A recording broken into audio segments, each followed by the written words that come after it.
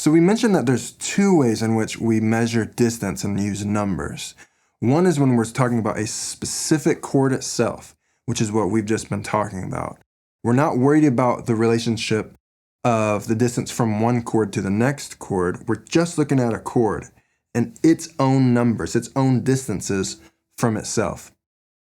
So the other way that we use numbers is when we're referring to the handoff, you could say, from one chord to another. How far away is this chord, its root note, like its bass note, from this chord? One of the things that I threw in earlier was I talked about from G to C. I said that C was G's four note. G's four note, which isn't in the chord, it's only ones, threes, and fives, but G's four note is a C. G, it's after G in the musical alphabet, A, B, C. G's four note is C. And we should be able to hear that.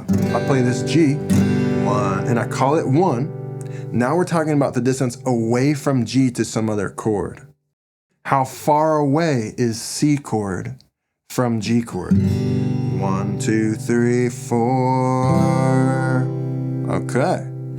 So that's the other way we talk about numbers. If someone says, I'm in the key of G, let's go from the 1 to the 4. He means, or she, let's go from the G chord, which is 1 in the key. It's the home base of the key. And let's go to G's 4 chord. So it's the distance from one chord to the next chord.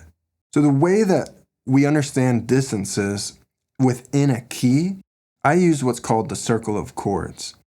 It's really similar to other systems out there, like the Nashville number system, but this attempts to look at what's most common. In most common chords, their distances away from each other, most common music follows this pattern, the circle of chords. And the key of G here is the example. So G's 4, you can see if G is 1, that his 4 is C. 1, 2, 3, 4. Then go backwards, back to 1. 4, 3, 2, 1. Again, we're trying to train the ear to hear these distances. What does the 5 chord sound like? The D chord. If this is G, if this is G, what's that? I can know what D is going to sound like just by understanding the distance away.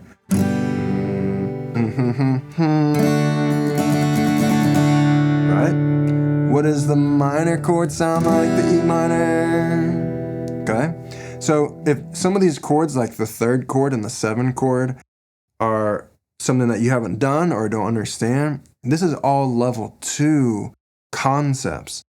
I've got a ton of videos on level 2 concepts and chord shapes, and even this numbers stuff is all explained in level 2. So if you're not following here, go back and watch those videos as well. So let's look at that G and let's think about it with its distance to something else. And I'm using the caged here just so we can get up the neck a little bit. Let's go to G's 5 chord.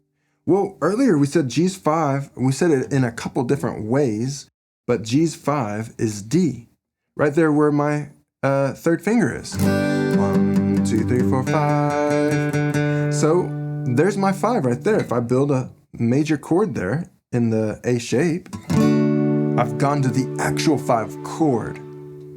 So we're using it in reference to a key, right? Or the distance from one chord to another chord.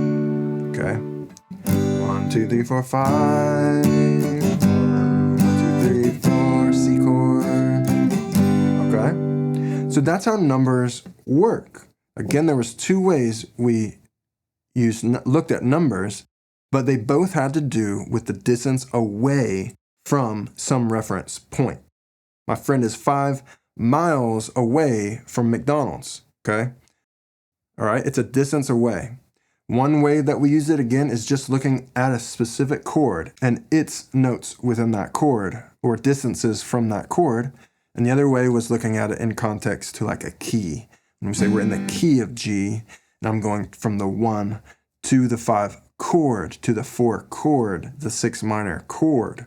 So you have to kind of determine what that language is whenever you hear the number. If you see a number next to a chord, it has to do with that chord's distanced note or number. I hope that was helpful. I'm going to keep going with these concepts and building on this. So my name is Jacob Paul with Inside Out Online. I'm going to see you on that next video.